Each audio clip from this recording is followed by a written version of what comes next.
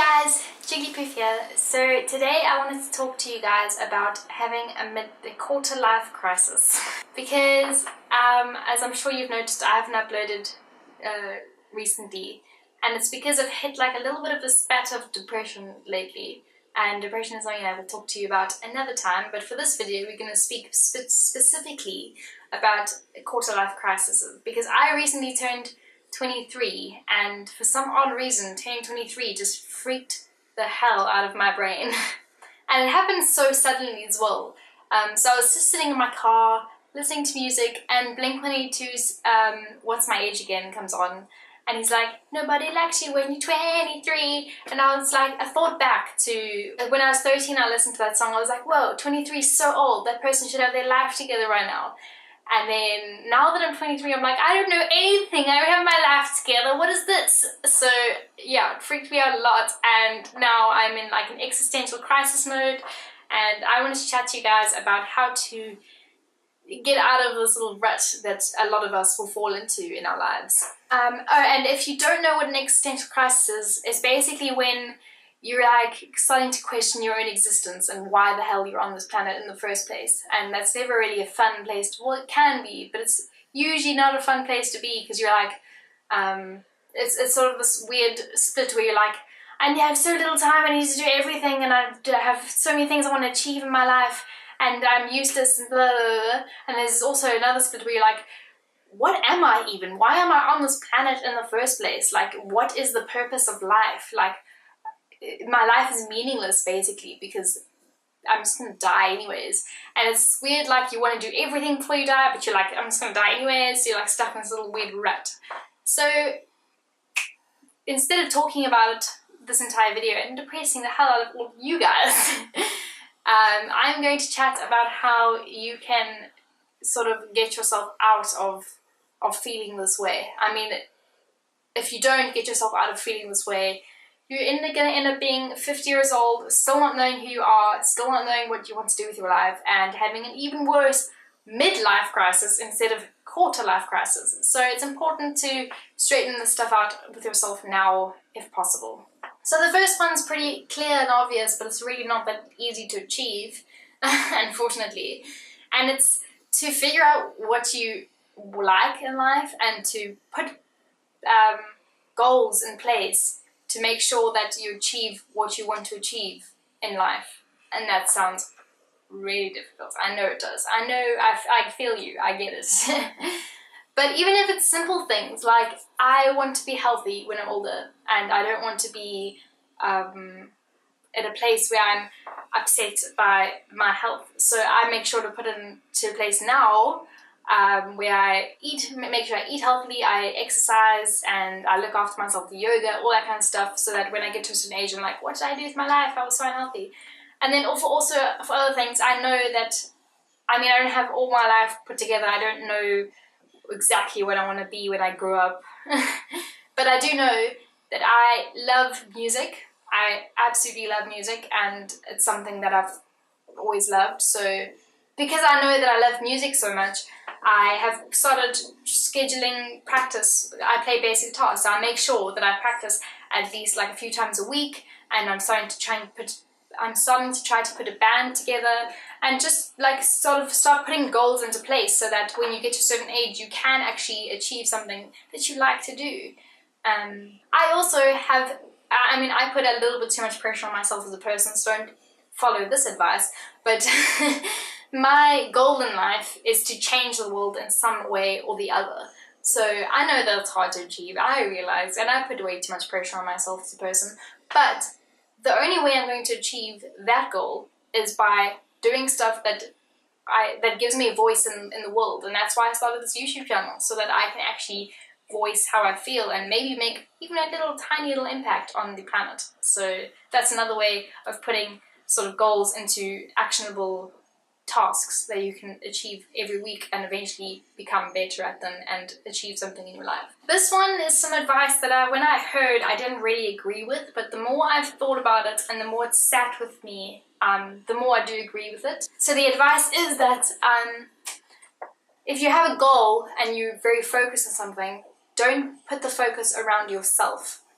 move that focus towards something other than yourself, because you are less likely to actually achieve something if you're just focused around yourself all the time. And that, I know that that's hard to believe, something that I'm still struggling with. But the problem with having a goal that's focused around yourself is that as soon as you have self-doubt, that goal is going to wither away.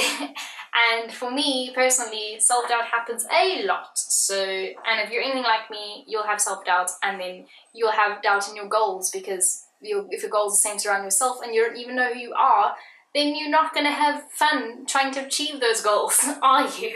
So a good example would be, a good practical example would be with my music. My goal used to focus around being rich, famous, successful musician and all that kind of stuff. And now instead of that, I've tried to focus my goal around trying to connect with other people through music, and try to help people going through similar struggles in life as I am with my lyrics, and reaching out to people. And that has a lot more power behind it than trying to be a rich, famous, successful musician. Because now when I do things, it actually has meaning to it and isn't just a thing that's focused around me, and that gives it a lot more power to become substantial. The next lesson is something that I actually heard from Stranger Things, from Jonathan in Stranger Things particularly, and it sat with me, and I think that it's some really good advice. Even though Jonathan, if any of you watch Stranger Things, it's probably not the guy you should take advice from on things, but I definitely took advice from him, and I think it's some good advice. So his advice was to Will, his younger brother, and he says, do what makes you truly happy, not what other people tell you makes you happy. So I think the biggest regrets that people have in life is that they didn't follow their passions, and they didn't do what makes them happy. And this is going to sound really cliche, but life is really, really short. I mean, I'm only 23 years old and I'm already a quarter way through my entire life, which obviously freaks me out, but but it's also a testament to how short life is. And if you don't start enjoying what you're doing and putting practice into stuff that you actually enjoy doing, then you're going to have regrets, unfortunately. And the main thing to this point is that don't become an artist because your teacher said that you were good at art when you don't actually feel it within your soul. You have to do stuff that resonates with you and makes you truly happy on the inside for it to be meaningful in your life. And I think that's really, really important. This one's another big one as well, and I'm really sorry if this advice is too hard to take. But you have to address your biggest issues as soon as you can. Like now, like go and address them right now. Because I find a lot of us focus so much on the past and so much on what went wrong in our lives and so much on what sits with us uncomfortably in our souls that we can't focus on the future and we can't focus on making ourselves happy. And that is the saddest thing that I could ever think of. So what I mean by this is there's stuff that's holding me back. There's stuff that's holding every single one of us back. We all have stuff. We all have stuff that we don't like about ourselves. We have stuff that we don't like about our past. We have stuff that stops us from being the people that we truly want to be. And you might think, yeah, but it's not really that easy to address these big issues in your life, but you have to start somewhere, otherwise you're just going to sit with these things forever and you're never going to be able to concentrate on the person that you should be. So this is something that I have not got right at all yet, so just putting that out there. But I'm definitely trying to work towards it, and the more that I work towards it and the more I'm addressing issues within myself, the more I'm freeing myself from the issues and the more I'm being able to focus on my passions and who I am as a person and discovering who I am as a person. And the way that you can address these issues, and there's multitudes of different ways to address them, the main one I would say is that everyone, no matter how healthy you think you are as a person, everyone should go see a psychologist. Seriously. Because you don't actually realize how much you're affected by your past and your issues and stuff that holds you back until you actually go speak to someone about it, and then these things come up and you're like, whoa, this has really been affecting me and I had no idea how much of an effect it had on my life.